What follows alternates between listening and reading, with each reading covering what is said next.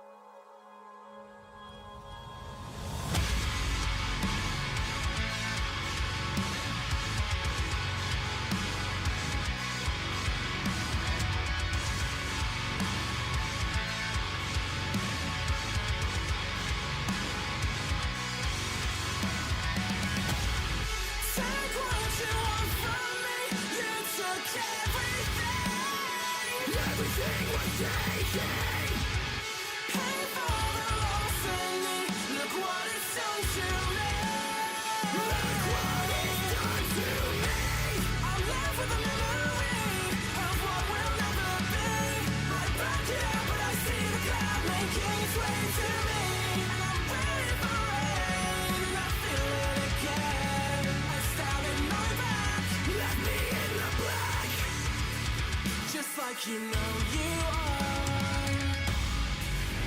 Come backwards from dead. Back to the start, where I had you in. Already consumed with so much loss. Have to escape it at any cost. Where do I even begin? I'll live with the memory of what will never be. I back it up, but I see the cloud making its way to me.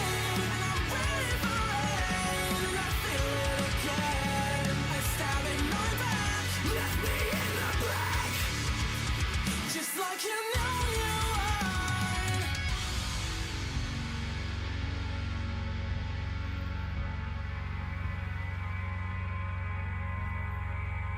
I've got a confession. I haven't lost everything. Haven't lost. I haven't lost. I haven't lost.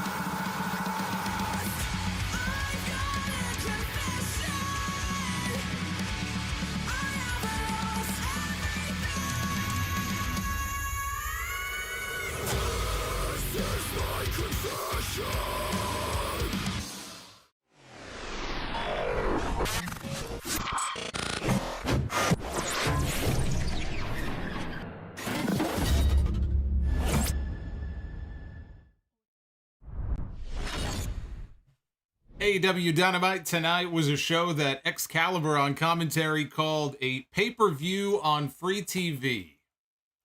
The main event certainly was a pay-per-view caliber match. It was a big-time match. Steel cage, Kenny Omega one-on-one with Jon Moxley. This was their fourth ever singles match.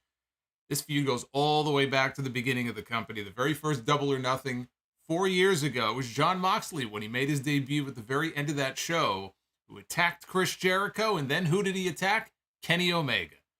And of course, you can go back to the exploding barbed wire deathmatch fiasco. There's a lot of history between these two men. But tonight they were in a steel cage match. I thought this was the best Dynamite that they have put on in months.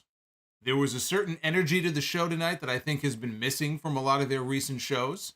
And so I thought overall the show was excellent, but it all boiled down to the cage match at the very end and the betrayal that came at the end of the show, which should have been a surprise to no one. Because if you've been listening to me, I've been talking about what a snake this guy is, what a slimy SOB Don Callis is, not to be trusted. But these guys beat the living shit out of each other, and it was a hardcore match basically surrounded by a steel cage. So we had a barbed wire chair, we had broken glass. It was a lot of the stuff that you would see if these two, they had a lights out match some time ago, the barbed wire death match, only they put a cage around them. And in the end, it was Don Callis who went into the ring and betrayed Kenny Omega. And it led to the finish with Jon Moxley pinning Omega to win the main event and give a win to the Blackpool Combat Club. Going off the air with the cliffhanger, why Don, why? Why did Don Callis do what he did? Why did Don Callis help Jon Moxley win? Jon Moxley is the one who, in storyline, put that gash in Callis's head. He's got a scar now above his eye. Why would he do that? Why would he turn on Kenny Omega? Does he join the Blackpool Combat Club? We don't know. Just because CALLIS did what he did at the end of the show does not mean that he is a member of the Blackpool Combat Club. Bryan Danielson on commentary said, I had no idea this was going to happen. So we don't know if he is going to be part of that faction or not. That may not necessarily be the case, but the Elite and the Blackpool Combat Club feud just got kicked up another notch. Only a few weeks away from Double or Nothing, and the timing now is good for Hangman Page to come back. He can't be too far away after what happened tonight. Hangman's going to come back. He's going to even the numbers a little bit. We're going to probably get our 4-on-4. Maybe Anarchy in the arena again at Double or Nothing. Blood and Guts probably a little further off. But it also begs another question, because what happens now with Takeshita? We have not seen Konosuke Takeshita. He was not on the show tonight. So what is going to happen with Takeshita? Where does his allegiance lie after what happened tonight? Don Callis has been recruiting him now for months. He's been on the side of the Elite, but is that going to change now? And you have a situation where if Takeshita were to go where Callis goes, and if Takeshita were in the end to align with the Blackpool Combat Club, whenever we get that Blood and Guts match, they could be setting up for a 5-on-5. It could open the way. It could open the path for a Kota Ibushi AEW debut in the next couple of months, where when these two teams lock up again, because again, I assume it would be after Double or Nothing, we could end up in a situation where you have Takeshita on one side, and then you got to get Ibushi in on the other to get 5-on-5 for Blood and Guts. So it makes things interesting now. As far as why Callis did what he did, I don't know. We'll wait to see what his answer is. But a brutal main event, and bloody as you would expect. You had to know Jon Moxley in a cage. We were not getting a Dynamite cage match with Jon Moxley and not getting blood. But both men bled. Both men had their backs shredded. I'm not a fan of the broken glass myself. I've always thought that was very stupid. But it was a hell of a hardcore match. But there were a couple of other things that happened on the show tonight as well. There were two people who have not been seen on Dynamite in many, many months. Miro, I forgot that he was employed. You could put the posters away, everybody, the missing posters. He's back. Miro and Thunder Rosa were seen walking into Tony Khan's office during the show. And so now we wait and see what that means. It seems to me that what Tony Khan is going to be doing is he's forming a roster for his upcoming new Saturday television show. It looks like Miro and Thunder Rosa and CM Punk are all going to be part, if I had to guess, of the new roster for the Collision show that is rumored to be debuting next month. It looks like Tony Khan is going to take all of his problem children or perceived problem children and just dump them on the new show. We got to get CM Punk away from the Elite because they can't play well together. So we got to get Punk away from the Elite. We have to get Thunder Rosa away from Britt Baker. And Miro, we just got to do something with him because, Miro, I guess, is just not satisfied with whatever ideas Tony Khan has had for him in the past. So that's kind of what that looks like to me now.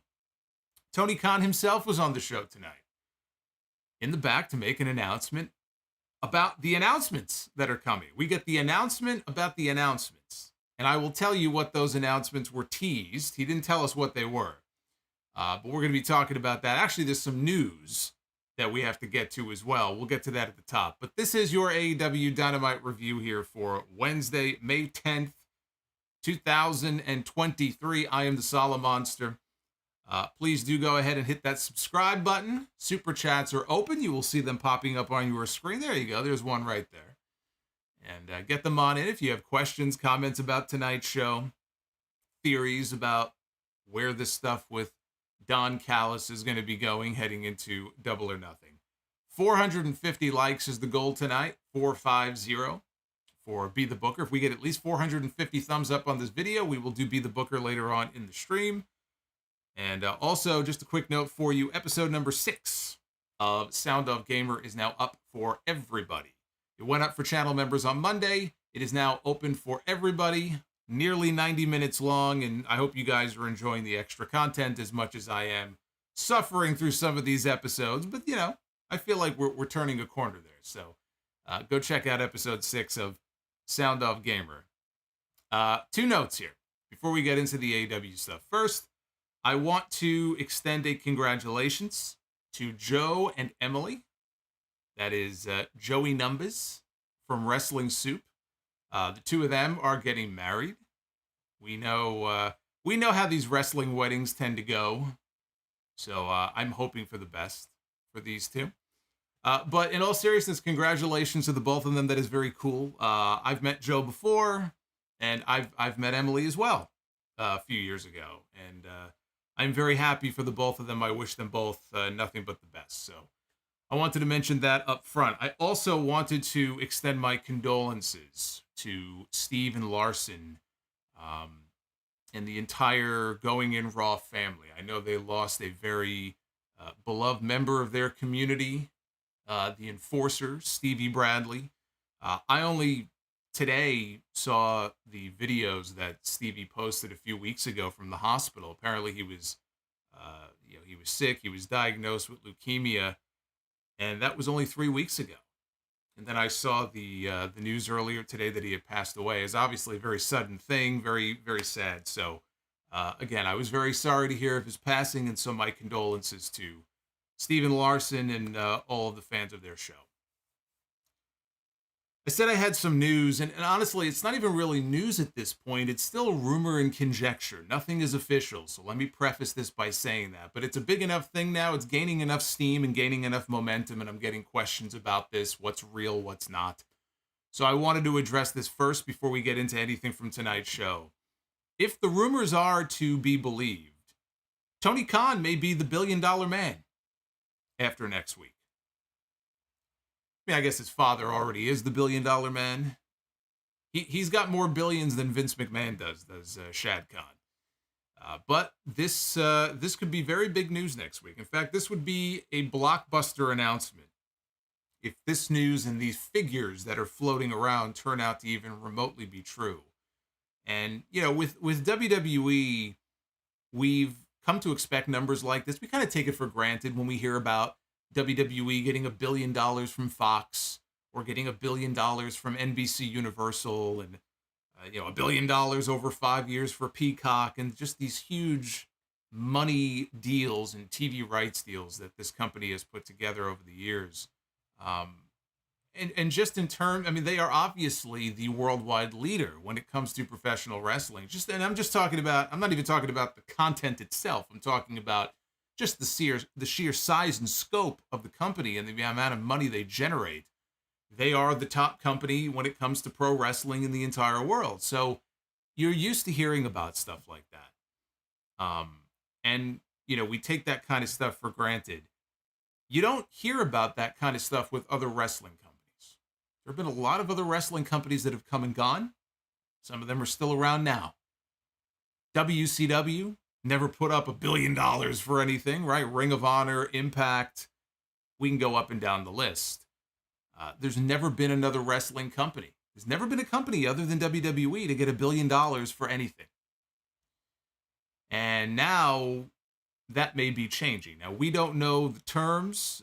None of this has been confirmed, but Dave Meltzer and now others are reporting that a new television rights deal between AEW and Warner Brothers Discovery will be announced as part of their upfronts presentation next Wednesday in New York City.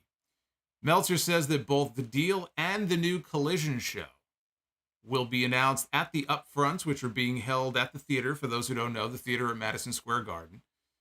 TV upfronts are where, for those who don't know, television upfronts are where the major networks, they preview their fall series. They're trying to sell them to advertisers, and they put their pilots on display. They'll have talent and stars from the shows make appearances and do signings and meet and greets, and it's a whole big deal.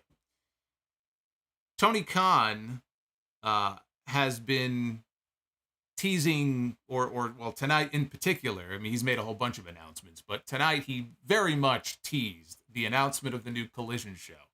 He never mentioned the new show. He never mentioned the word Collision, but in the announcement that he made, which I'll talk more about later, he certainly implied that next week on Dynamite, we're going to get some news about more AEW content. So it doesn't take a rocket scientist to figure out what exactly that announcement is going to be about.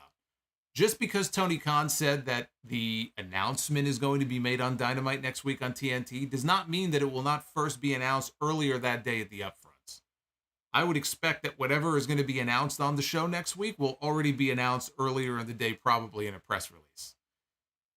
We don't know who from AEW is going to be in attendance at the upfronts in New York next week. And we don't know the terms of this potential deal. Andrew Zarian of the Mat Men podcast had previously reported that the new deal for Collision gives Warner Brothers Discovery exclusivity of all AEW content. This does not include Ring of Honor. Ring of Honor is not a part of any of this. Ring of Honor will continue to operate independently on the Honor Club service. Has nothing to do with any of this. But that is why Dark and Dark Elevation disappeared from YouTube in the last couple of weeks. Because something is going on. Some kind of deal was reached, and Warner Brothers Discovery does not own YouTube, right? So if they have exclusivity, they do not want any AEW programming anywhere but on their own property. So Dark went away, and Dark Elevation went away as well. The chatter that started earlier today started on the F4W message board. And I'm going to stop right there. Because anytime that there is a report that begins with the chatter comes from a message board or the chatter comes from a Discord server, you immediately have to treat it with a very healthy level of skepticism. Until it is reported by a reliable source, that's all it is rumor. There's definitely smoke to the fire, something's going on here, but just be aware, that's where the specific dollar amounts and the number of years and the $1 billion stuff, that's where this all comes from. That's where this all originated from, was a message board. So I mentioned that first and foremost. The chatter is that it is a 5-year deal worth more than $1 billion, in excess of $1 billion, maybe as much as $1.2 billion. And AEW pay-per-views may be streaming on the new Max service. So they don't have that many pay-per-views. They have 4 pay-per-views. Oh, 5, I guess, with Forbidden Door. About 5 pay-per-views a year. The belief is that those shows may be moving. They may be shifted over to this new Max service that's launching in the next couple of weeks. Because you got HBO Max and Discovery, and they're merging them together into one streaming service. So I hear that, even though it's just chatter right now. And it makes sense that we have not been told where this AEW Wembley Stadium show, where is All In going to be broadcast? Because it's going to be broadcast somewhere. It's not a house show. It's going to air somewhere. There's a reason why AEW has not told us yet. And they had, a graphic on screen for it tonight. They're promoting it. Tickets are on sale right now. They have already sold close to 70,000 seats. I think the last number I heard was 68. So they're closing in on 70,000 tickets sold for All In at Wembley Stadium. They have not said a word about where that show is going to air. And it would make sense if they're waiting to make an announcement. All of this AEW content is going to be shifting over to the streaming service, that we would wait or have to wait another week or so, and then they'll make the announcement that All In may well be streaming on Max. That was my best guess over the last few weeks, that I mentioned here on some of these streams. If I had to guess, okay, where is it going to air? I figured, the Max service would make sense. And it would also make sense because if they're doing a pay-per-view a week later, if they're doing All In Chicago a week after that, it makes sense if all of them are just going to air on the streaming service and not on pay-per-view. So I do think that there is something to what's going on here. When I hear talk about the Max service, I like the idea because AEW right now does not have any place for their library of content. So any sort of streaming deal like that, my hope would be that they put their entire catalog on that service and they have it available the way that Peacock, for example, has the WWE Network material. I think that would be a positive. If you're an AEW fan and you want to go back in the vault 3 years or 4 years and watch old episodes of Dynamite, you want to watch old pay-per-views, it would be nice to know that they're stored in one location. And if you have a subscription to that service, you can just bring it up and you can watch it anytime you want. that would make sense if everything is under max. Even if this deal turns out to be smaller than what this chatter is. Because the problem with something like this now, if AEW doesn't get $1 billion, you're going to have people going, it's not $1 billion. It's only $600 million. It's only $800 million, right? So they've already been set up now through no fault of their own. They've been set up for failure by people who just want to, look for any negative in this news. But even if the deal turns out to be smaller than what's being rumored, it sure looks like they're getting a big fat increase over what they're getting now from Warner. And that is great news. That's great news if you are an AEW fan. That's great news if you are an AEW talent or employee. And that's great news if you're a wrestling fan. It's just odd to me because it's very strange. I read on social media about how this company is near death. The Dynamite numbers in recent weeks, really recent months, have been down. They're down even more so now because of all the fucking NBA shit and everything, so it's even worse. But I see the comments, this company, man, this company's going down the tubes, man. This company is near death. Meanwhile, they've moved almost 70,000 tickets for Wembley Stadium, and it sounds like they're about to get a big fat pay raise from their television partners. So, I don't know. It would certainly contradict what these people on social media have been saying about AEW. Keep in mind, they signed their current deal back in 2019. That's the deal they're still working off of with Warner. That was in 2019. They're said to be making around $45 million a year. So I think it was a 3-year deal, maybe with a 4th-year option. Which, if that's the case, they would be in the 4th year right now, I believe. $45 million a year on their current deal.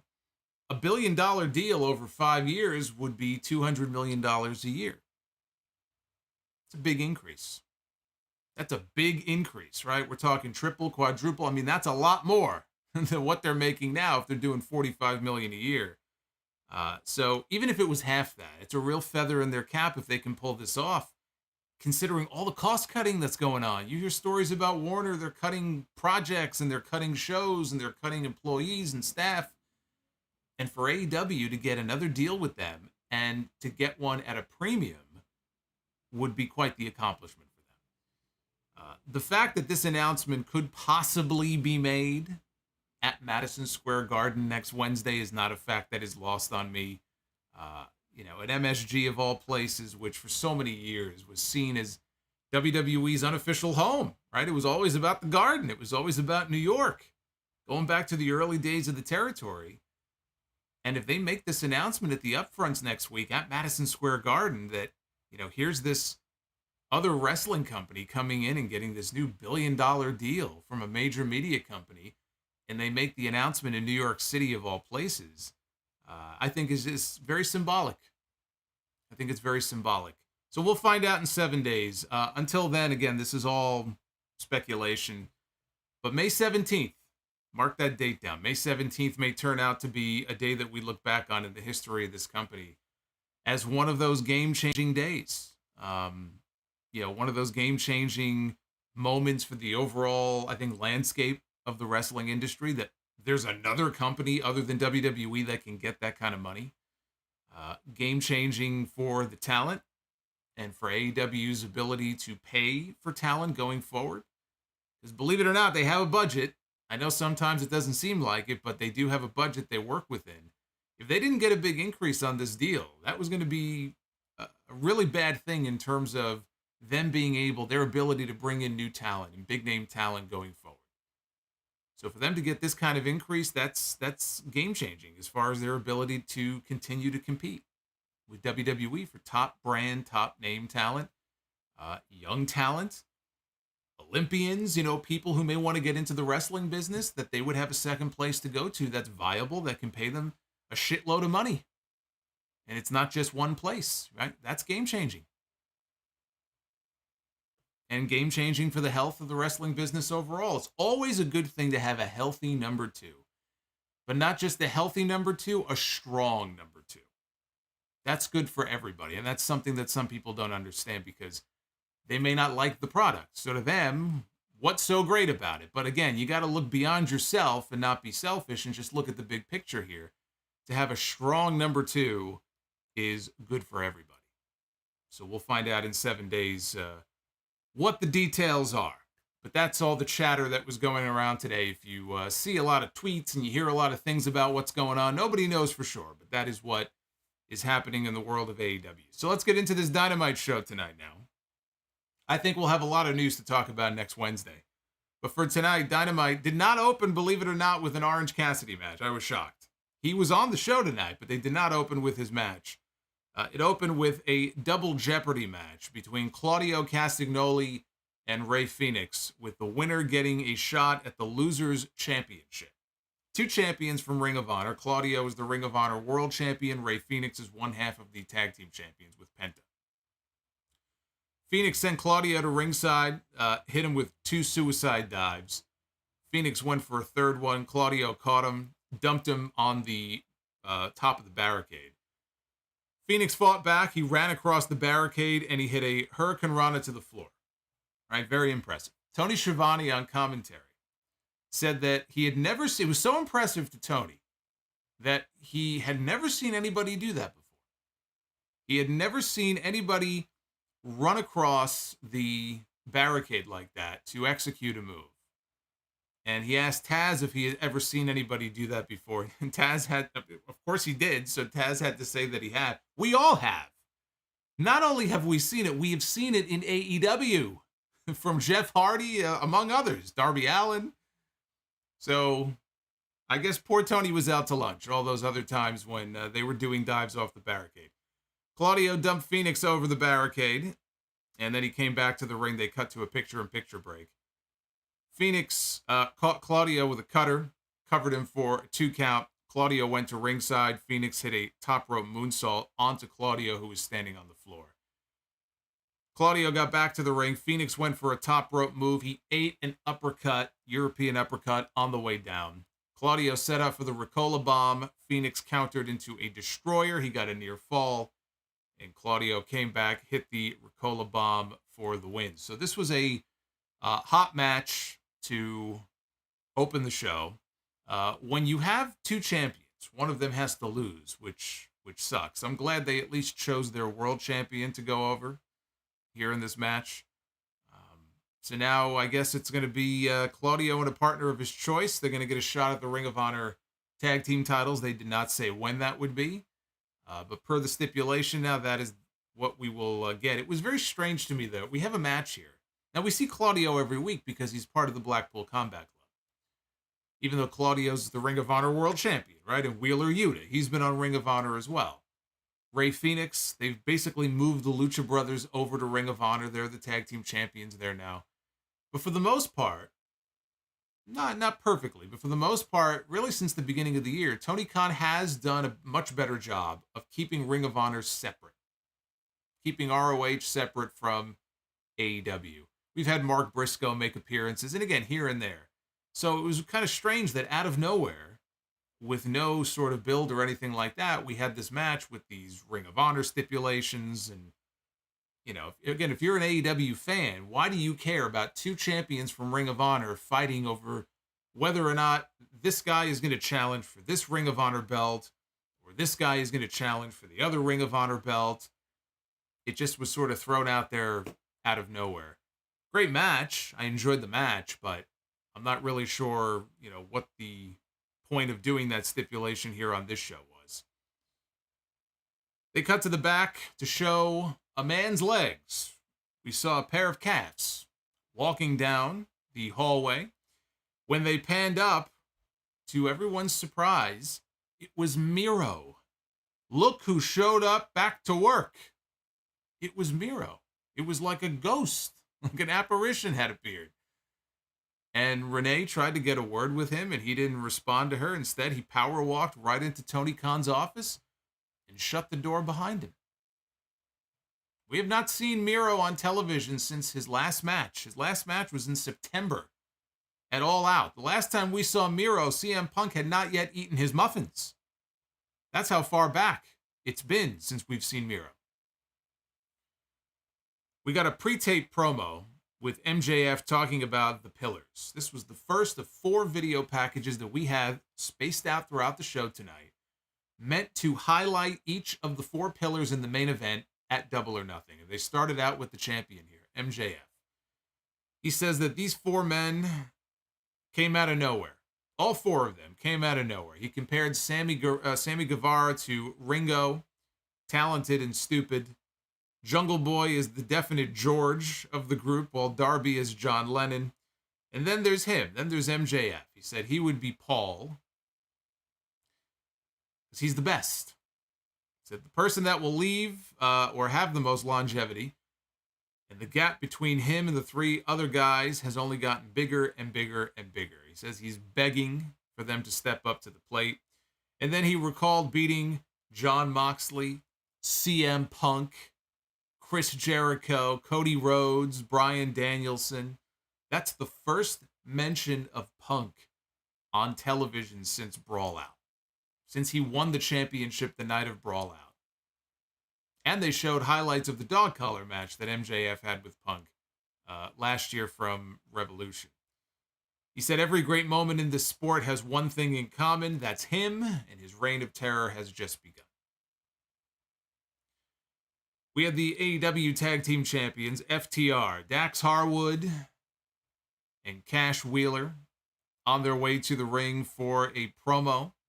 They wanted to call Mark Briscoe to the ring, but they didn't get Mark Briscoe at first. Instead, they got Jeff Jarrett, Jay Lethal, Satnam Singh, and Sanjay Dutt. Sanjay demanded an answer to their Double or Nothing challenge that they pitched last week. They won a shot at the tag team title, so they wanted an answer. Harwood accepted the challenge if they admit to using Mark Briscoe. Because Jarrett and Lethal and Sanjay and all of them have been buddying up to Mark Briscoe now for the past couple of weeks, 3 weeks, however long it's been. And even Mark Briscoe in that segment from the chicken farm last week from Sandy Fork was a little confused, about why they were being so nice to him. And remember, they wanted to talk strategy with him at the end of that segment. You and your brother, you guys beat FTR before, so how'd you do it? And Mark said, oh, is that what this is all about? So Dax wanted them to admit, you're just using the guy. Well, that brought out Mark Briscoe. And he comes out with a microphone. He's telling everybody to just relax. Everybody calm down. He said that Tony Khan gave him some news. FTR will defend their tag team titles at Double or Nothing against Jay Lethal and Jeff Jarrett. But Mark Briscoe is going to be the special referee for that match.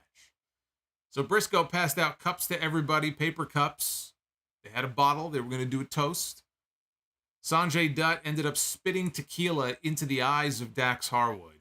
And Briscoe was trying to keep the peace. Harwood, who was blinded and couldn't see what was going on, he grabbed Mark Briscoe by accident and gave him a pile driver. So he dropped him right on his head. So adding Mark Briscoe to the match automatically makes it way more interesting to me than it would have been otherwise. So that's a plus, having him involved. And the angle here, it was what it was. They're trying to add some drama to things because now he's going to be the referee. He just got dropped on his head. And so how's he going to react to this? Is he going to be angry? Is he going to be distrustful now of FTR? They've got to try to create some kind of drama for this now. I get why they did it. The match itself, I'm sure the match itself will actually be very good. But adding Mark Briscoe to anything automatically makes it more interesting. So Renee was backstage. She was very busy tonight. Renee was backstage with Chris Jericho, who questioned why everybody was so happy that Adam Cole beat him up at the announce desk a few weeks ago. Jericho said that Cole created an unsafe work environment and he got a court order banning him from whatever building he's in. Roderick Strong showed up, and he challenged Jericho to face him in a Falls Count Anywhere match next week. So the fans in Detroit tonight were not very happy. As soon as he said next week, they booed. They thought they were getting the match tonight. Don't be greedy. Don't be greedy. You guys got a cage match in the main event tonight. You gotta spread the love a little bit.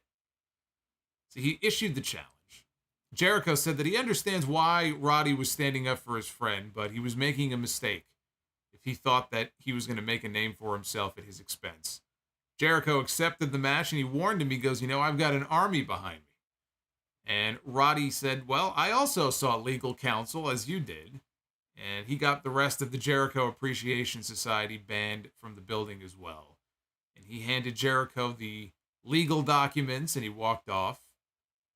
And Jericho was questioning if this was real as he was looking over the papers, and Renee smiled, and she walked off because she was needed in the very next segment. So Renee basically teleported herself away from Jericho, and now she was in a different part of the building right outside Tony Khan's office. And she's standing there, and she's waiting to get a word with Miro, because I guess Miro is still in there, and she's going to stand there and wait, and hopefully she'll be able to get a word from him. Well, instead, somebody else walks by, someone else we have not seen on Dynamite in many months. As a matter of fact, she's probably been off Dynamite for about the same length of time. I know Rosa's been back doing, I think, Spanish language commentary for them, but when was the last time we would have seen Rosa on Dynamite? I think the last match she had was in early August. So I think she's been gone even longer than Miro has been gone. But it was Thunder Rosa, who did not get the same reaction that Miro got when they showed her on screen. But there she was, and she looked at Renee, and she said, I guess tonight is a good night to talk to Poppy Khan. And she walked into Tony Khan's office. We got to stop with this Poppy stuff. We got everyone. People call Triple H Papa H, which is just weird to me. And now we have Poppy Khan, and I don't know. we need to put the kibosh on this. So look, I mean, I'm happy to see her back. She's had a tough time with that back injury. If you've been following along and the treatments that she's been getting and everything, the spinal treatments and everything. So I'm hoping this means that she's coming back soon. Just because she was on the show does not mean that she's cleared and ready to come back to the ring yet. But just the fact that she was even on TV is an indication to me that she must be getting close. So hopefully whatever back issues that she's been dealing with have mostly resolved. But I'm just thinking, like, I'm watching this and I see, we see Miro go into Tony Khan's office. And then we see Thunder Rosa go into Tony Khan's office. And I'm just thinking, man, poor Tony. With a tear in my eye. Hey, Road Warrior Roderick dropping the 1992 Ric Flair with a tear in his eye. 1992 Super Chat. Hey, Roddy, thank you, man. But, man, poor Tony Khan. I was having visions of Nails walking into Vince McMahon's office, wanting to know about his SummerSlam payoff, why it was lower than he was expecting it to be, and then wrapping his hands around Vince's throat and trying to strangle him. Hopefully Tony Khan had Will Washington with him in the office to kind of watch his back, just in case shit went sideways. Tony must have made it out okay, though, because they went to a commercial. When they came back, guess who it was? It was Tony Khan. We didn't hear from or see Miro or Thunder Rosa again for the rest of the show. But there he was. There was Tony Khan, the president and CEO of AEW. And he was in the back with the microphone. He was praising tonight's show in Detroit and the big card they've put together for this show tonight. He said, in addition to that, in the back, there are literally stars lined up looking for chances to wrestle in AEW. And it was clearer than ever that AEW can produce more great content every week. He asked us to stay tuned to TNT next Wednesday for a huge announcement. And he said, please join us next Wednesday on Dynamite when we will follow up on one of the most important announcements ever in AEW history. So they're going to have an announcement, and on top of the announcement, they're going to have another announcement about the previous announcement. You got all that? So we have one brand new announcement, and then we have a follow-up announcement on the earlier announcement, which was one of the biggest announcements in AEW history. I've lost track of all these announcements. But apparently we're going to get a whole bunch of them next week. If you read between the lines, it's not hard to figure out, I think, what this is all about. Clearly, the first announcement that he made reference to is in regards to Collision. I think we're going to get the Collision announcement probably at the upfronts, and then they'll announce it again on the television show that night. We know they're going to get a Saturday show. June 17th is likely going to be the debut date. That's not locked in per se, but it looks like June 17th is probably going to be the date. It's probably going to be 8 to 10 p.m. live on Saturday nights. That's going to be the first one from Chicago, because I think they have Chicago booked for that night. And that will likely be the return of CM Punk, right? So we pretty much know that. And I'm sure that's what the announcement is going to be as far as that first one goes. The second announcement, the way he phrased it, I assume what he's referring to is the Wembley announcement, right? As the biggest announcement in AEW history. And the follow-up is likely going to be not just how many tickets they've sold, right? I mean, tickets are on sale, right? What are they going to announce? Tickets are already on sale. This should be the announcement about where and how we can access the show, which ties into what I was talking about earlier. They make an announcement earlier that day about AEW content coming to the Max streaming service. If that's where the show is going to stream, then it makes sense. That's the follow-up to the Wembley Stadium announcement, telling us how the fuck can we watch this show. That's what I assume announcement number 2 is going to be. That would be my best guess. This was also the second or third time now in the last several weeks that we've had a Tony Khan announcement where he was actually calm and kind of cool and collected, and he wasn't all manic, and I thought he did fine. He seemed calmer than normal as compared to in the past. I think what it is it's the difference between him having a live microphone in his hand and them pre-taping these interviews. That's what I think it is. But he's come across a lot better this way. So whatever they're doing, whatever he's doing, keep doing it. But I have a feeling that's the difference between the Tony Khan we're used to seeing with a microphone on television in his hand and the Tony Khan we got in this segment here tonight. But that's the update. You know, the update is in 7 days, we're going to get a lot of news. And we'll talk about it here on the stream next week. Tony wasn't shouting, says Primetime. No, he wasn't. He was speaking in a normal voice. He was smiling, and he stood up straight. He was all calm, and you can understand him, and he wasn't making these, weird faces. It was good. It was good. It was a good appearance for Tony. So then we got a video package on Sammy Guevara saying that he's one of the pillars that should not have been. And Chris Jericho said that he brought Sammy in to not be his sidekick, but to be a star. Ty Conti mentioned the main event is where he belongs. He was born to do this.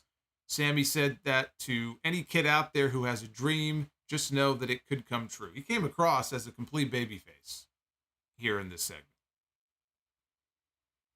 We had Orange Cassidy one-on-one with Daniel Garcia for the AEW International Championship.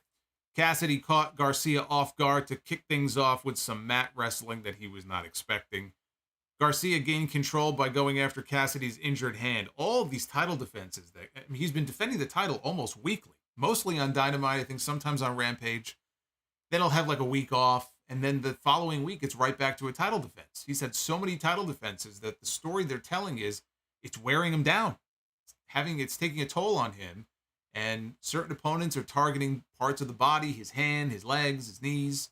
So in this case, it was about the injured hand. Cassidy blocked a superplex initially. Garcia, though, hit the bad hand. And then he connected with the superplex, rolled through, only for Cassidy to deliver what was a botched Stun Dog Millionaire. At least he sold after the move. Cassidy was down. He was selling, again, the hand and everything. Because I just made the comment on the Raw review on Monday night in the Seth Rollins-Finn Balor match, which I liked. I mean, it was a very good match, but the one thing that irked me, we know Rollins does the spot with the superplex into the Falcon Arrow, which I think is what Garcia may have been going for.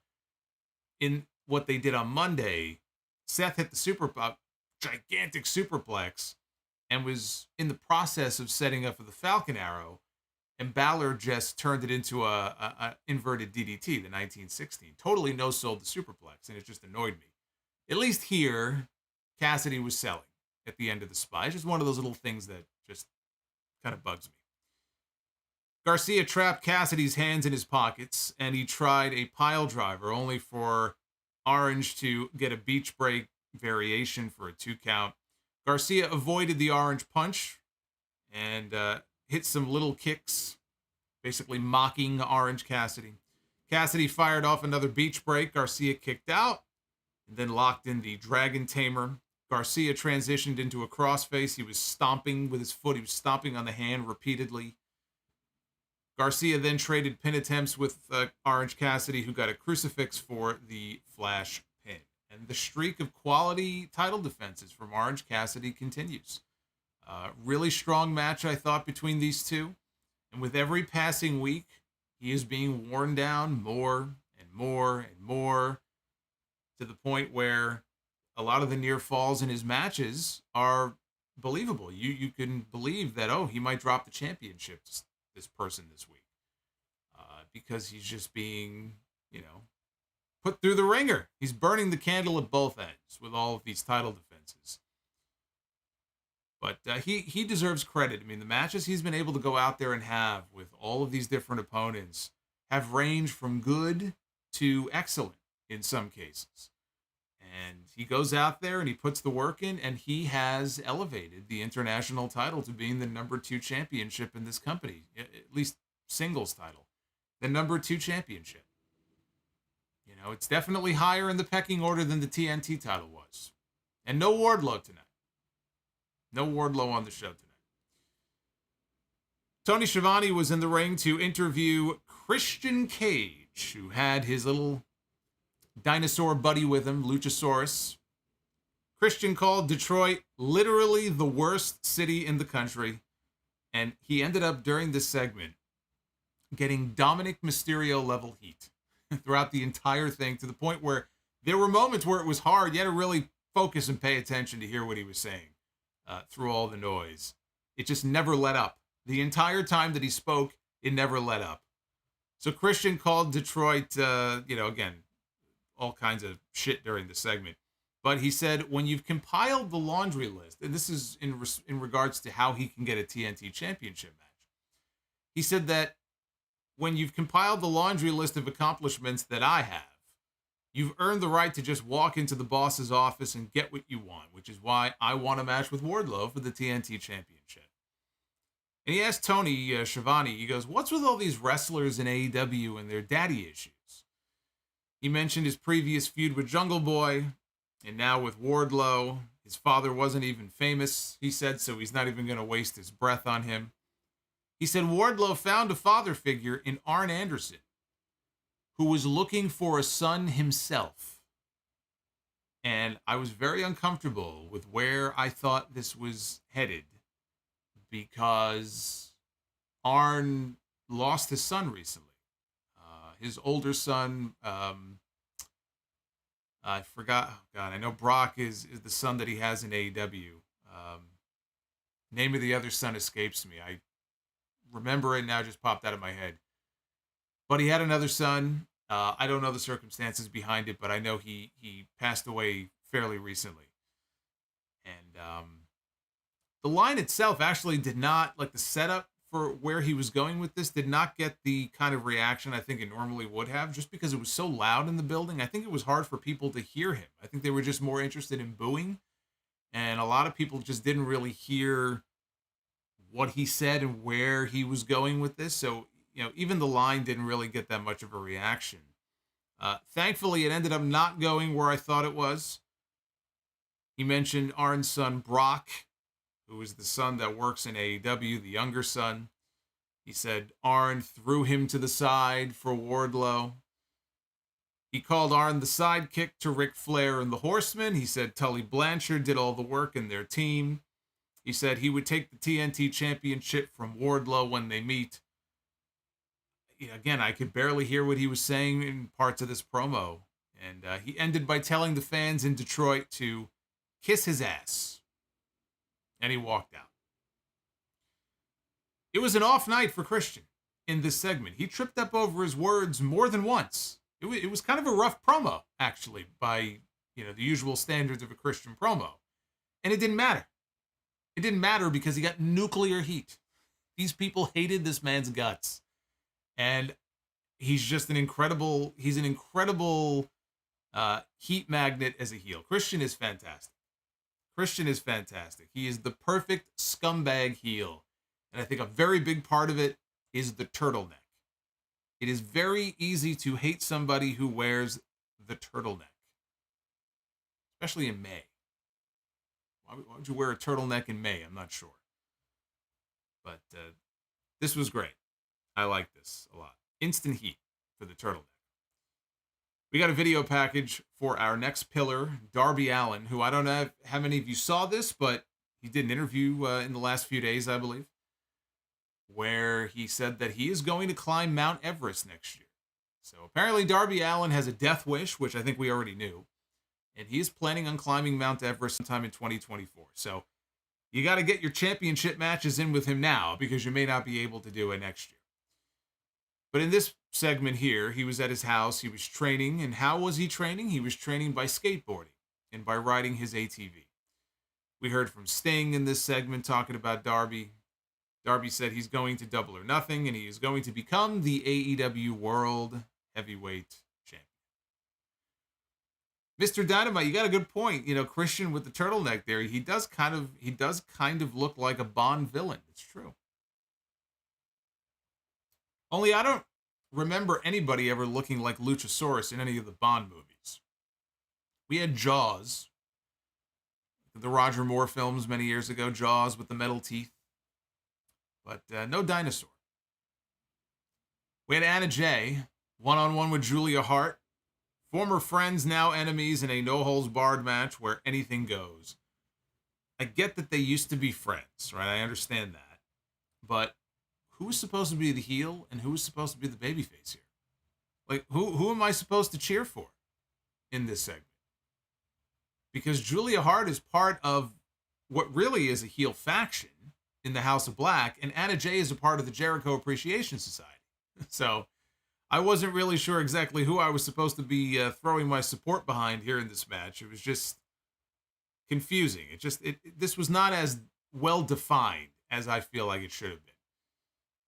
But Anna hit Julia from behind with a steel chair. As Julia was making her way to the ring, before they went to the commercial, there was a spot where the referee, they're outside the ring, and the referee, I think it was Stephon Smith, walked over to Julia Hart and very audibly told her to throw Anna into the table, into the timekeeper's table, which she then went ahead and did.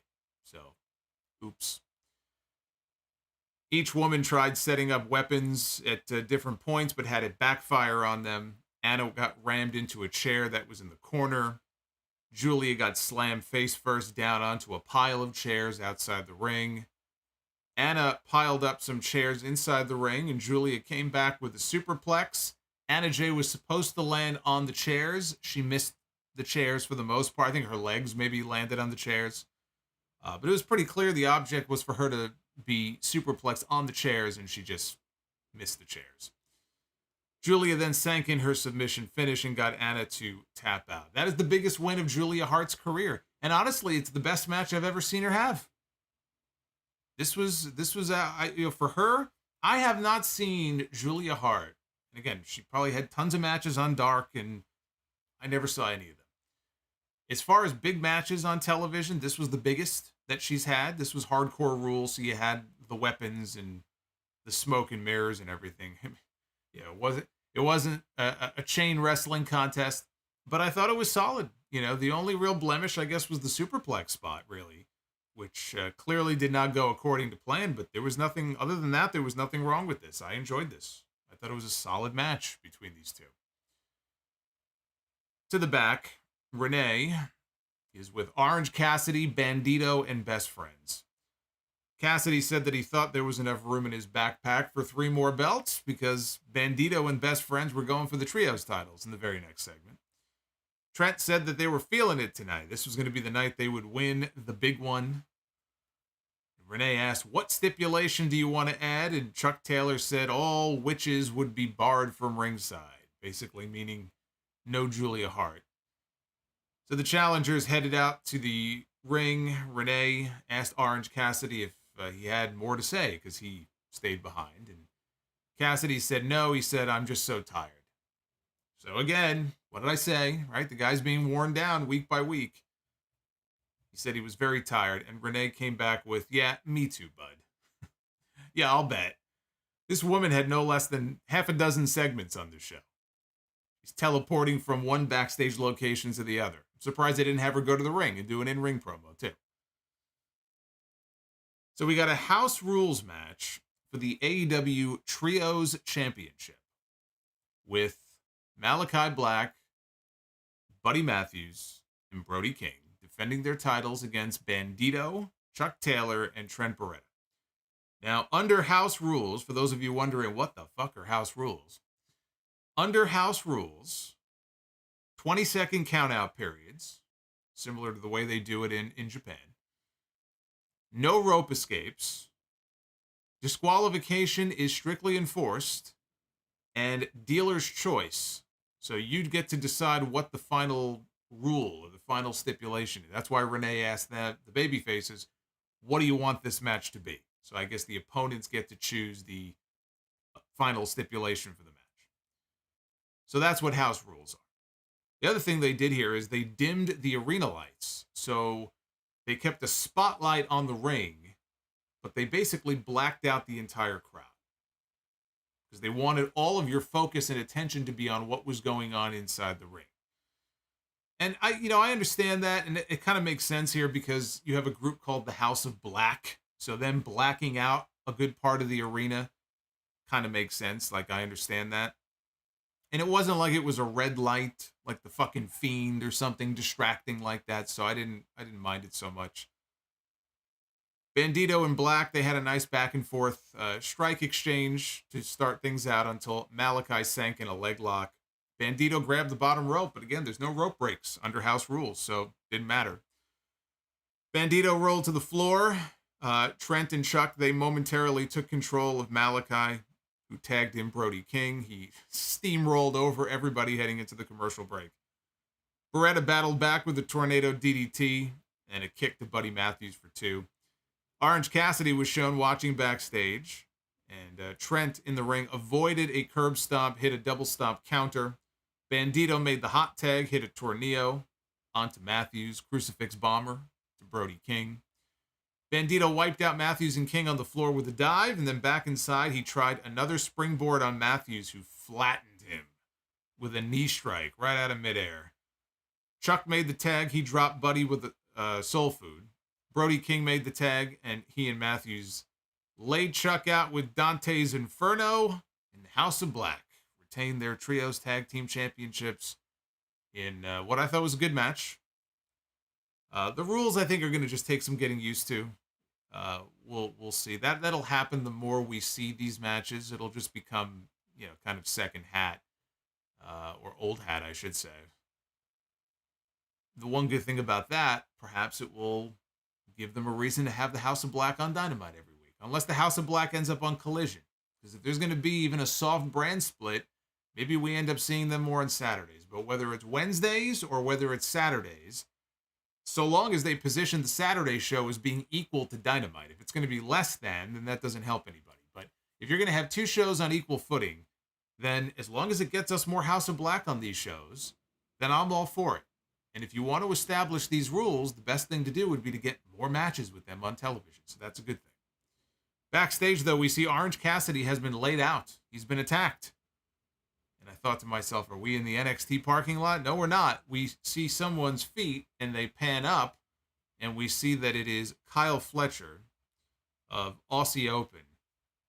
And the camera lingered on him for an uncomfortable period of time before they finally cut away. So this poor guy had to stand there the entire time and just stare into the camera for a very long, what felt like forever. In reality, it was probably like 5, 6, maybe 7 seconds, but it was an uncomfortable period of time. So then we got one last Pillars video, this one showcasing Jungle Boy, Jack Perry, who said that he's living out his childhood dream. Christian Cage was even interviewed for this video, and he said if Jungle Boy can get his head out of his ass, he can win the AEW World title. Because there was a reason why he aligned with him in the first place when he came into AEW. So Jungle Boy said that MJF wrestles 4 times a year. I'm devoted to becoming the best wrestler in the world by putting the time in the ring. And so that was the crux of the video. All these videos I thought were very well done. I thought it was a good way to showcase each member, each participant in the main event at Double or Nothing without doing, like what, which we already had, the whole can they coexist thing as far as like a tag match or a big pull apart. And there's still time to do something like that, or a contract signing or something between now and then. This was very effective, though, I thought. Having 2 minutes for each guy, interviewing them, showing them training, and showing them doing different things, and just putting the spotlight on them and why they think they are going to walk out of Las Vegas as the AEW World Champion. So I thought it was very effective. And that led to our main event on this show, which was a steel cage match between Kenny Omega and Jon Moxley. 4th ever singles match between these two men. The cage lowered around the ring. Moxley made his entrance through the crowd. Don Callis and Kenny Omega made their entrance coming out of the commercial break. Moxley met Omega on the ramp, and the two men started brawling. So they were going at it before they even made it to the ring. Bryan Danielson was on commentary, and he said, we've got more strategy than that. And almost on cue, Claudio and Wheeler Yuta showed up, and they attacked Omega. That brought out the Young Bucks to even the score. Nick Jackson turned his attention to Danielson, who stood up. It looked like maybe they were going to come to blows. And instead, Nick Jackson dove off the stage onto Claudio and Yuta and wiped them out. I will point out, as I've been doing, no physicality for Bryan Danielson. He has still yet to be touched or do anything physical or take any kind of bump since the Iron Man match with MJF at Revolution. It's been over 2 months now. Has not gotten physical a single time. Finally, Omega and Moxley, they entered the cage. The bell rang and the match began. They started with a slugfest.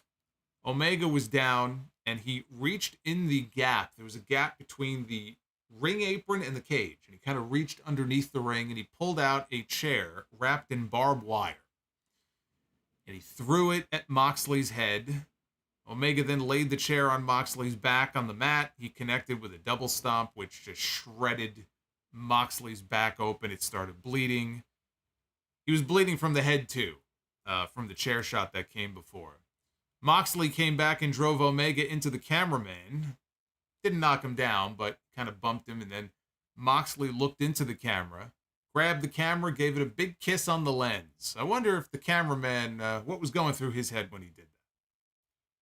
I assume it was a planned spot. Sometimes those things are not planned, but I would just think if you're a cameraman, I am reminded of another hardcore type of match. Actually, also a cage match. It just happened to be the first Hell in a Cell with Undertaker and Shawn Michaels, where they were on top of the cage. And if you remember, the cameraman was in the ring right below them, and he was filming up. And Michaels was a bloody mess. Just like dripping blood. And he was on his hands and knees, I think, on top of the cell. And blood dripped down. And it just so happened it landed right on the cameraman and right on the lens. And you can hear the cameraman go, ah, shit. Because he was pissed. So I would imagine, if you're a cameraman out there, you're trying to get the shot that you're looking for. Now this guy comes over and he puckers up and he kisses the camera lens, which is all fucking messed up now. I'm sure the cameraman was not very happy about that. On commentary, Bryan Danielson told the announcers that Jon Moxley, he doesn't even wake up until he starts bleeding. Poor Renee, having to change out those linens every day. Moxley got his revenge with a barbed wire chair shot to the back. Omega responded with a Kataro crusher and a body slam onto the barbed wire chair. Moxley came back with a superplex onto the chair. Now Omega's back was shredded, even worse than Moxley's. It was a bloody mess. Moxley then unscrewed one of the top turnbuckles during the final picture-in-picture break. You can see that he undid the top rope. When they came back from the break, Moxley had the steel turnbuckle beam in Omega's mouth. He was fish-hooking him with it. And the crowd reacted to that in a big way. Then he wrapped the rope around Omega's neck, and he started choking him with it. Moxley grabbed a bag, then a little sack, he grabbed his sack of what we assume were thumbtacks, only there were no thumbtacks in the sack. He had broken shards of glass, and he spread them out in a little pile on the mat. So Omega then tried a one-winged angel on the glass. Moxley slipped out, locked on a rear naked choke. Omega took a few steps backward, and then he fell back. With Moxley on his back, he fell backwards onto the glass. Moxley, though, rose from the dead. He sank in the choke a second time. Even with glass, they showed the glass kind of stuck to his back and in his back. So he locked on the choke one more time. Omega rolled through a gotch-style piledriver attempt into a charging knee. They got a double down, and the crowd was on fire. The crowd was loving this. Both men rose to their feet. They were exchanging strikes until Omega got a snapdragon, and Omega charged, hit a V-trigger. And that V-trigger took both men sailing out of the cage. The cage panel broke.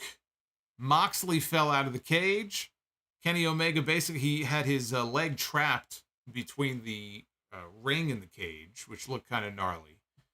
This was the spot from Saudi Arabia a few years ago. Probably 5 years ago now, right? Because I think it was the month after WrestleMania 34, right? When they had Brock and Roman in the cage, and they went through that same panel, too. It was like that panel of the cage, like if you're coming down the aisle. That panel of the cage got busted through. I think Roman hit a spear. The only difference is that was escape the cage rules. This was not.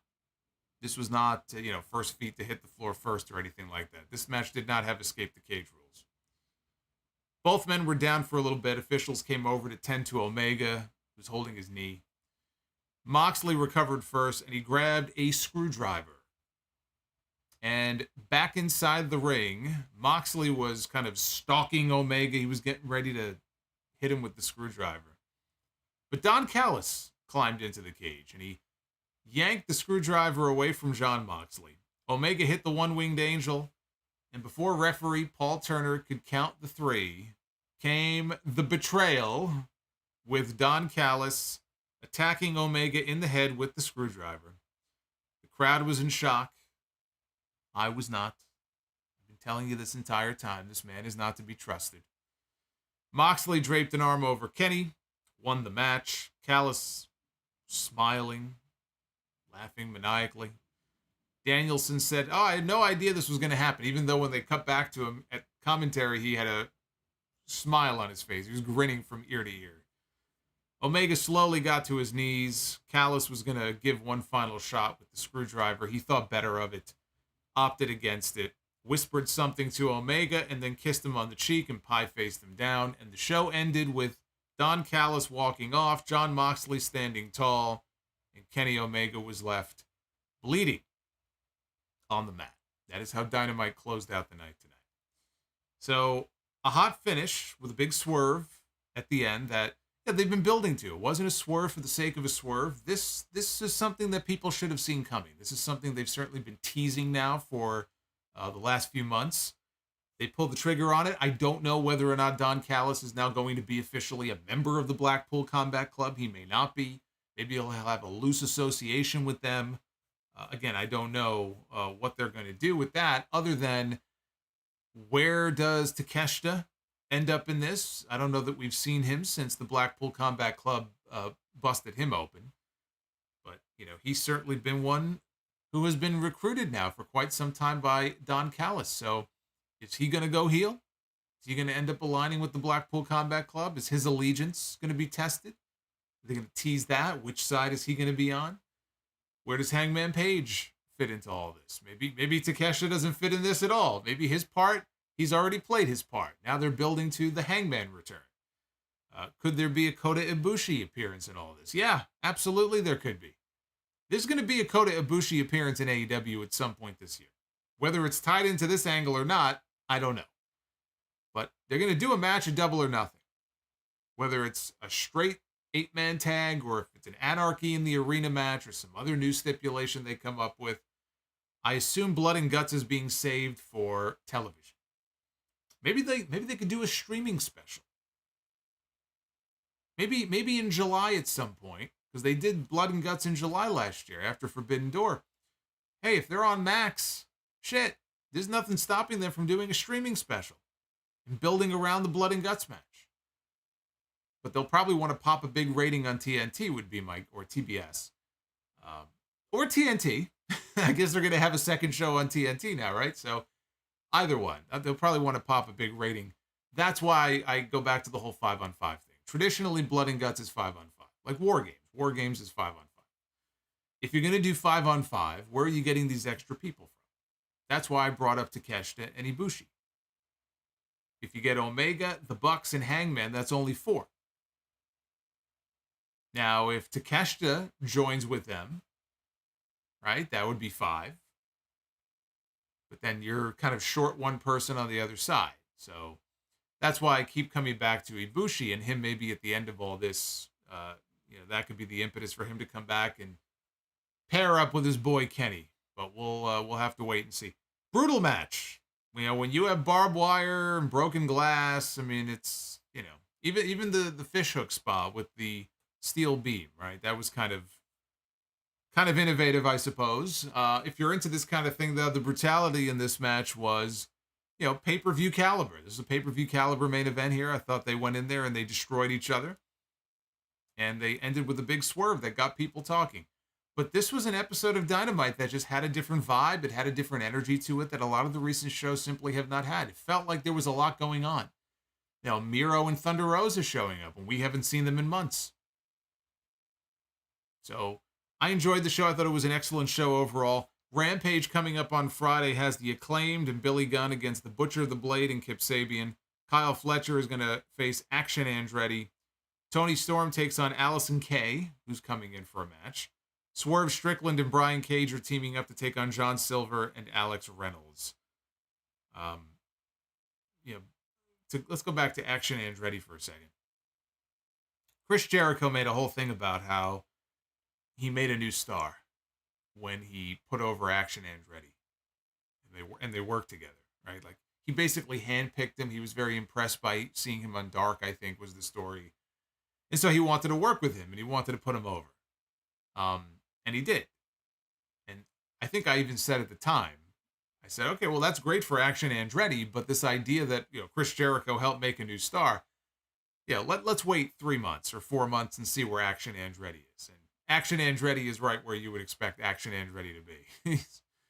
He hasn't been on television, and now he's going to be, losing to Kyle Fletcher on Rampage. So, and then I look at Ricky Starks, and, Ricky Starks is another one. He had the matches with Jericho, and he won. But is Ricky Starks really better off now than he was 4 months ago? 5 months ago? Doesn't feel like it. I feel like he should be doing more than what they have him doing. So, what new stars were really made, I guess, right? I don't know. Dynamite next week has the Outcast against Jamie Hayter, Britt Baker, and Hikaru Shida. Ricky Starks is going to be wrestling Jay White. I'm surprised they're doing this on television. I thought they would save this for the pay-per-view, but they're doing Switchblade against Ricky Starks on TV next week. Chris Jericho takes on Roderick Strong in a Falls Count Anywhere match, and Tony Khan will have his announcements. We'll see what he has to say next week. Let's see what you guys have to say in this Twitter poll. 85% thumbs up for Dynamite tonight. Only roughly 15% thumbs down. That's with over 1,000 votes in so far. A very positive score. That is the most positive score, in fact, for Dynamite in many months. Dynamite used to routinely pull numbers like that, and it really doesn't anymore. And this is easily the highest score that they have gotten in a very long time. So if you want to vote at Solomonster on Twitter, and you can vote in the poll.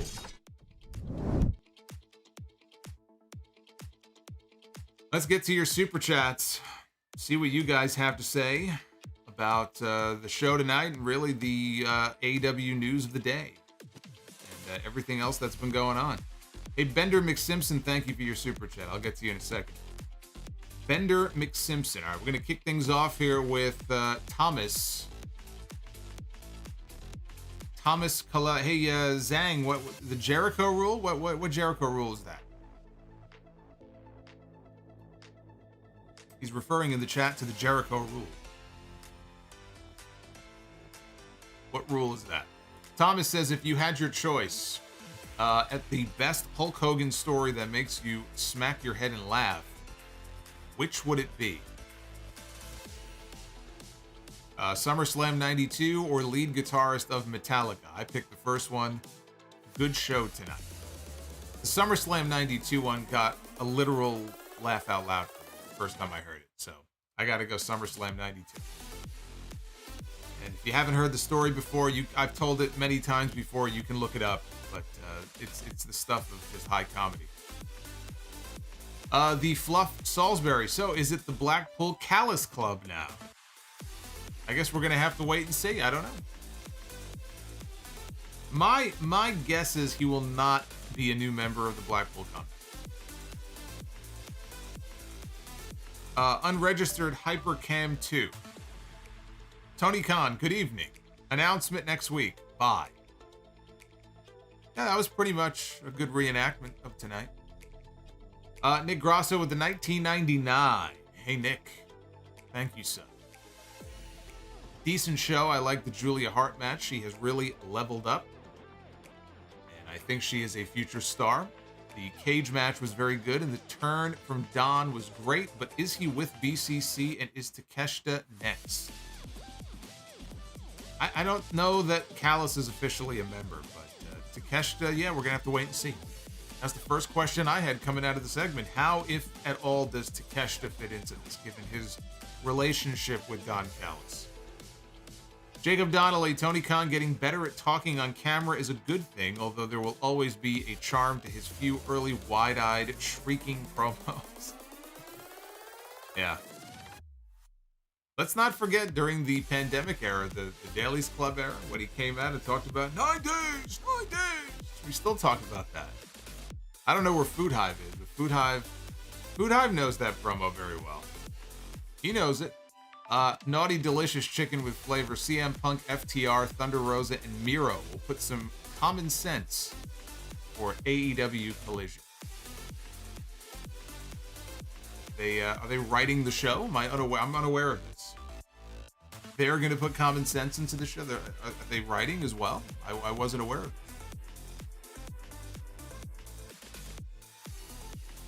Christopher Smith, House of Black are so fun and creative with their tag team wrestling.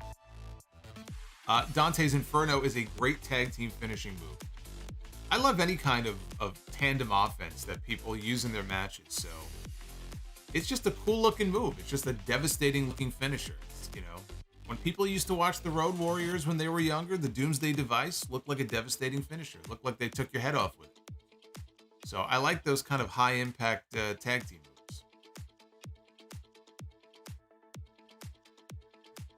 We're about 30 or so likes away from the goal for Be the Booker. So if you guys have not already done so, go ahead and hit that thumbs up on the video. Christopher Smith, thank you for the $4.99. Naughty Delicious Chicken says Dominic Toretto tells Kenny Omega there's nothing stronger than family. Don Callis said, hold my beer. And he betrays Kenny. Christopher Smith, Don turning on Omega was shocking for the right reasons. However, I do wonder if Don eventually becomes the manager of the Blackpool Combat Club. So he takes the William Regal spot, basically. That's interesting. Maybe. I don't know if that's the end goal, but it's possible. Hey, Michelle Mills just gifted 10 memberships in the chat. We got 10 new members. Welcome to Josiah and who else? Daniel and Jordan, Aaron. Thank you, Michelle. That is very kind of you. Michelle's going crazy. Domination Warrior. Rest in peace, Enforcer. Miro is back. Equals Future Redeemed. Also got to ask, which belt would be worth bringing back? NXT UK, the OG IWGP belt, or the Winged Eagle? The Winged Eagle. The Winged Eagle and the IWGP. M. Verk. I was at the show tonight. Christian felt like he had the most heat live. Not sure how it came off on TV. Oh, it came off that way on TV, all right. It came off that way on TV just fine. Clone Force, can I get a shout out for my 24th birthday? No. No, I'm just kidding. Happy birthday to Clone Force. Everybody in the chat join me in wishing him a very happy 24th birthday. I hope you get everything you ask for. Bobby's World. I'm a WWE guy, and I always will be. But AEW's success is better for the entire industry, and that I am a much bigger fan. See, there's a guy who gets it. Bobby's World. Garcia, I knew I liked you for a reason. That's why we have you here with us every week. Naughty delicious chicken with flavor. If the rumors are true, then great for them. This chicken here disagrees with their logic booking at times, but I never wish AEW as a company to fail. Yeah, nobody should. They have a lot of people, a lot of talent that work for that company who want to be there, or perhaps, you know, have their reasons for why they're not in WWE, and they have another place where they can work and be on national television in front of a big audience. Maybe it's not as big of an audience as what WWE delivers on USA and Fox, but it's always a good thing to have that second option. And also, I think it's just more exciting for the fans, you know, when contracts come due and there's a bidding war for people, who's going to go where, people going to jump. You know, it's similar to the way it was in that respect during the Monday Night War. It was a lot more commonplace back then, people to jump, but you know, I feel like now the contracts are just so fucking long. Back then, not everybody had a 5-year contract. But it's just more fun then. You know? It's more fun that way. And look, we wouldn't be live here on YouTube on Wednesdays if there wasn't a strong number 2. So it's good for everybody. It's good for me. If it's good for me, that means it's good for you. We've got Road Warrior Roderick. In 1992. Haven't watched the show yet. Hope Dynamite was good. Just finished the latest Sound Off Gamer. And please tell your doppelganger to stay home for a week or 3. His gimmick is getting stale. Well, he's trying to work his way back through the indies. I have to build up my indie cred before I get back to WWE. Ricardo De Jesus. Solomonster will now be included in the Poppy conversation. For tonight, he is now Poppy Solomonster. I'm your Poppy. MH Nova, AEW's second worst kept secret ever outside First Dance. Oh, the announcement next week. Naughty is back with another $2. I bet Tony Khan has been going to the spa lately. He seems more calm. I think he has. I think he's been going to the spa. He's been meditating. Maybe he's got some therapy going. He's been using the BetterHelp code that I have. Possible. Hey, Quentin Moore has been a channel member for 24 straight months. And, he loves the Sound Off Gamer content. I'm very happy that you enjoy that content. There's been a lot of it going up lately. 6 episodes in the series so far. We had 9. I did 9 episodes of Sound Off Gamer for 2K22. So we'll see how far we go with this one. And we're still waiting for Fight Forever. You know, when the AEW game comes out, we can try that one out too. William with the $5 with a pending AEW Saturday show. Does this mean a Saturday live stream? For the first show, yes. So whenever that debut episode is, again, it's probably going to be June 17th. I will, of course, be live on YouTube. And we'll see how the show goes. I mean, again, if the show is... The show has to be on par with Dynamite. It's very important. If they want that show to have a fighting chance, you know, putting big names on there, CM Punk, obviously that's going to help. But they have to treat it as if it were their flagship. And that's important. Otherwise, people are not going to care. They're not going to tune in. So that's going to be up to AEW to make that show feel important. And as far as the coverage, you know, it's just going to depend on my schedule. I already know the second week. Like, if the show debuts on the 17th, I already know I'm not here the following weekend. So it's going to be basically whenever I'm available. Probably yes, but it will not be as consistent as some of the other streams. Dom Joseph, rest in peace, going in Raw, Stevie the Enforcer. Yes, indeed. Michael Darcy, is it likely or even possible for the Collision show to be as important and can't miss as Dynamite, given that Saturday is a bad night for TV viewership? Yeah, whether or not the show is important or not in how it's booked has nothing to do with the ratings. The ratings could be complete shit, or the ratings could be a lot stronger than people expect. That should have nothing to do with how the show is booked. If you have 2 hours of live television on Saturday, it's up to you. And by you, I mean Tony Khan and the people he has helping him, to treat the show as an equal to Dynamite, to treat the show as a sister to Dynamite. As SmackDown is to Raw, Collision should be to Dynamite. It's as simple as that. Raw and SmackDown, Dynamite and Collision, Rampage is basically going to become NXT. Because the belief is that all that indie talent that you would see on Dark and Dark Elevation, that's what they're going to use Rampage. So, to use an analogy, that's how I would describe it. You know, Raw, Dynamite, NXT. Or, I'm sorry, Raw, SmackDown, NXT. Dynamite, Collision, and Rampage.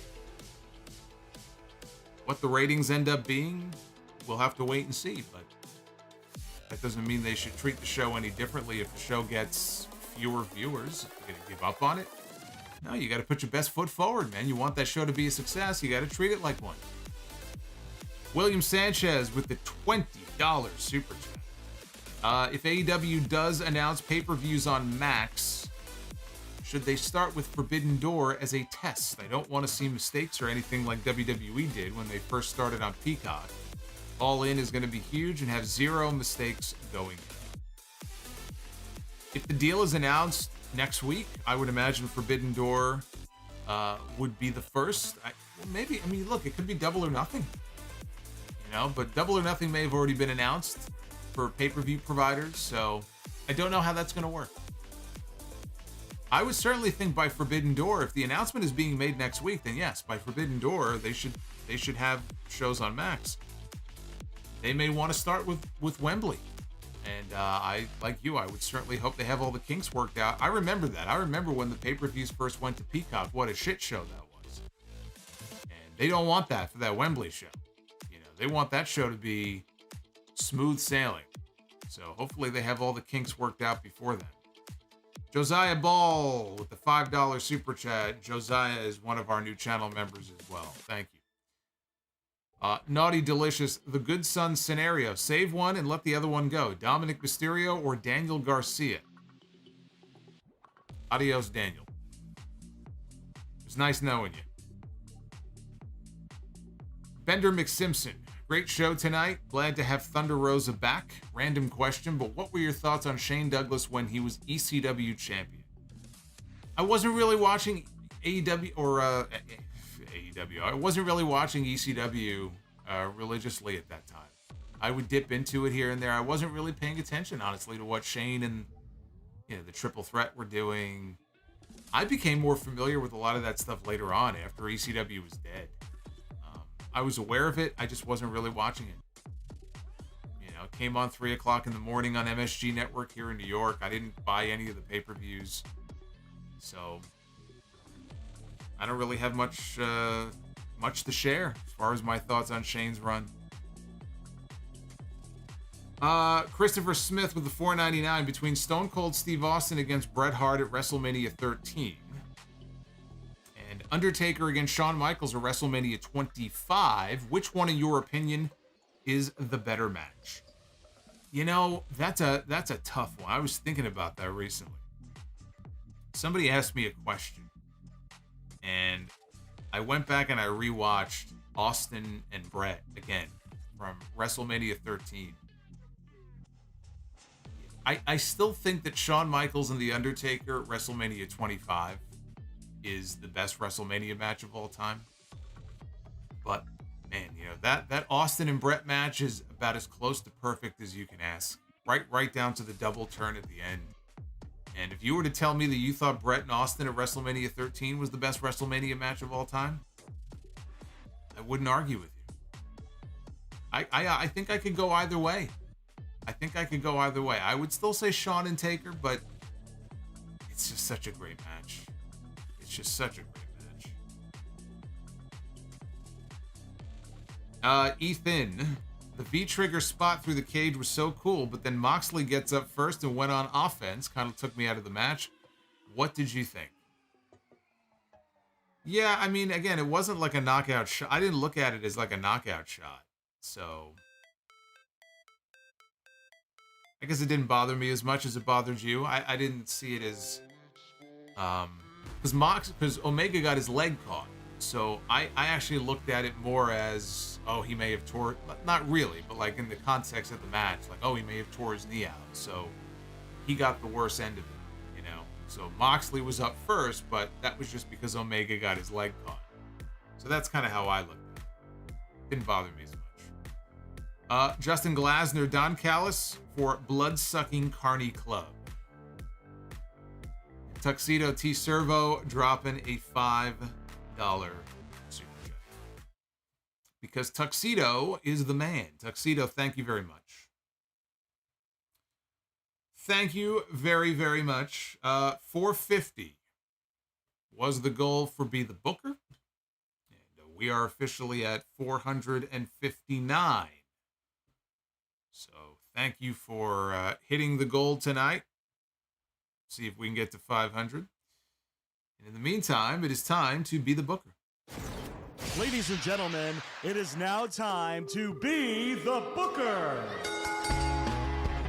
Hey, Darth Panic. He's got a $2 super chat coming in right now.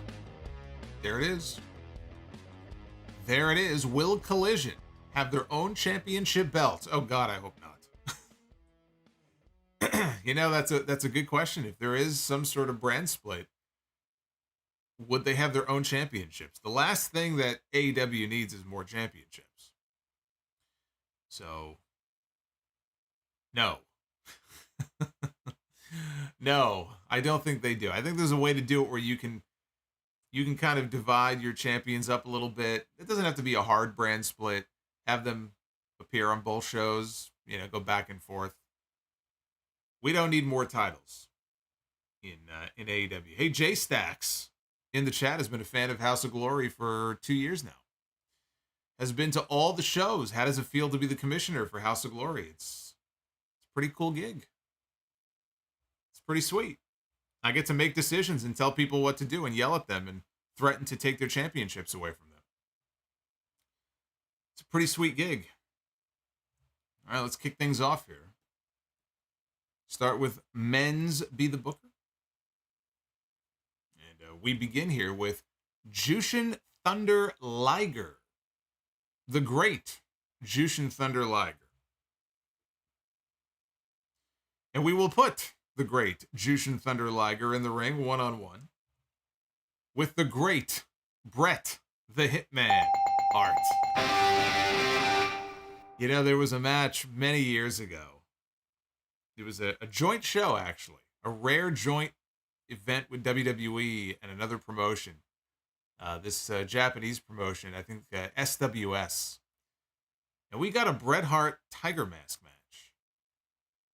And it sucked. It was not good. And I don't know if it was just a clash of styles. I don't know if it was just, Bret had not yet he had not yet peaked maybe as the excellence of execution. So if we're talking Bret Hart from like 1990 against Jushin Thunder Liger, I don't know how good the match would have been back then. But Bret Hart in his prime against Jushin Thunder Liger, signed me the fuck up. You kidding me? Give him all the stars. Bret Hart and Jushin Thunder Liger. I love it. Absolutely fantastic. All right, on the ladies' side, we begin with former women's champion Jazz. There she is. Remember Jazz from mid-2000s WWE?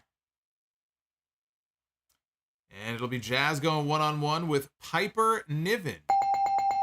I feel like that'd be a kind of a hard-hitting match. just given their styles. Jazz and Piper Niven, I think, would be actually a pretty good match. We can fantasy book these things in our heads about how we think they would go, but we'll never know for sure. I feel like that would be a good match. And on the tag team side of things, we shake this bad boy up. We begin with the Holly Cousins, Hardcore and Crash, the former super heavyweights. I always like the Holly Cousins, just the banter between them. I was entertained by them. The Holly Cousins against Sasha Banks and Naomi. Oh, man. Bob Holly in there with Sasha Banks. That's not going to end well. That is not going to end well. I think Sasha and Naomi, they would walk and they would see on the paper backstage who their opponents were that night. And those titles that they're holding in that graphic, they would drop them on the table and they would walk out. That's what I would do. If I saw Bob Holly's name on the sheet, hey, you're facing Bob tonight. No, I'm not. I'm catching an early flight home. That's what I'm doing. What an interesting match, though. Huh? The Holly Cousins against Sasha Banks and Naomi. That's why we do this, man. That's why we do Be the Booker. It's for matches just like that. Actually, Crash, that's a good point. Crash in there, taking bumps for Sasha Banks would be interesting. We got Naughty Delicious. If Tiffany Stratton wins the NXT Women's Championship, we should all have a Tiffy time party. We can do that. I'm a big fan of Tiffany Stratton. So is Ludwig Kaiser. And Arabian Night 2000 with a $5 super chat. On your Raw stream, you were worried that Cody and Brock's rubber match would be at SummerSlam. What if they do Cody and Brock 3 after Cody beats Roman and cashes in Money in the Bank? Oh, so have Cody win the titles first. Well, that Brock would have to win the match in Saudi Arabia. Because if Cody beats Brock twice in a row, there's no reason for a third match. So Brock would have to win in Saudi Arabia. And then Cody could win Money in the Bank, beat Roman. You run back Cody and Brock. Yes, you could do that. If Cody wins in Saudi at Night of Champions, then there's no reason for it. Or you could have just avoided this whole fucking thing in the first place. And if Cody wins at WrestleMania, the feud with Brock now is for the championship. Oh, wouldn't that make sense? Yes, it would have. But what's done is done. Anyway. Yes, the NXT Women's Championship Tournament, for those who don't know, is currently in progress. Tiffany Stratton beat Gigi Dolan last night. She is advanced. And the tournament will be climaxing on May 28th, NXT Battleground. They will crown a new women's champion. So we will see who that is. And I'm going to be back with you live on Friday night. We have the SmackDown stream, the first SmackDown with the new rosters coming out of the draft. And Roman Reigns is back. Roman Reigns is actually coming back to work for the first time in a month on Friday night. So we'll be here to talk about that. Naughty Delicious says, Jushin Thunder Liger against Bret Hart. Winner gets to do commentary with the Solomonster. Man, if Solomonster could do commentary for Jushin Thunder Liger against Bret Hart, see, now that's something I'd be interested in. Doing commentary for that match would be a trip. I would love to see Solomonster try Japanese commentary with Liger. That's right, Liger does do commentary, doesn't he? I love the emotion, though. I don't know what the fuck they're saying, but I've watched many New Japan shows actually on the Japanese commentary. And I love Kevin Kelly. I think Kevin Kelly is the best play-by-play announcer in wrestling. In any promotion. But the Japanese commentary, I love their enthusiasm. It's infectious, especially for those big main event matches down the stretch in those final minutes. It's just so, I don't understand a word they're saying, but it's so exciting to watch. The Coug wants me to do Spanish commentary down at Arena Mexico. in CMLL. Man, you guys, I gotta start hitting my Rosetta Stone. I gotta brush up on my Spanish. I gotta brush up on my Japanese. You know what? If John Cena can learn Mandarin, then I can learn Japanese.